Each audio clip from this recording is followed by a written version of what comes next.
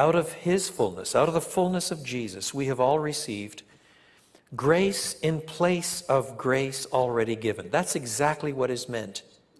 We had received a grace, now we've got a grace that's substituted for it. It doesn't mean grace on top of grace, merely added up like presents around the Christmas tree, piled up one on top of another, blessing after blessing. That's not what is meant.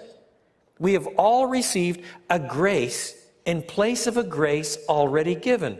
What does that mean? Well, the next verse tells us, for the law was given through Moses. That's taking you back to Exodus 32, 33, 34. The law was given through Moses. Grace and truth came through Jesus Christ. In other words, the gift of the law was a gracious thing. It was a wonderful thing. It was a gracious gift that God gave to his people as he brought them along the pilgrim way in preparation for who Jesus was. But grace and truth par excellence, that came through Jesus Christ.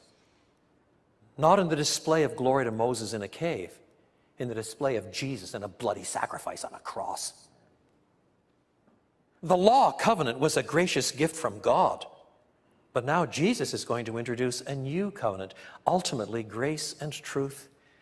This is a grace that replaces that old grace. It's a new covenant.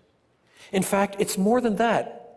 No one has ever seen God. Isn't that what God said in Exodus 33? No one can look on my face and live. But the one and only Son, who is himself God and is in closest relationship with the Father, has made him known. Do you hear what this text is saying? Do you want to know what God looks like? Look at Jesus. No one has seen God. And God in all of his transcendent splendor, we still cannot see until the last day. But the Word became flesh. God became a human being.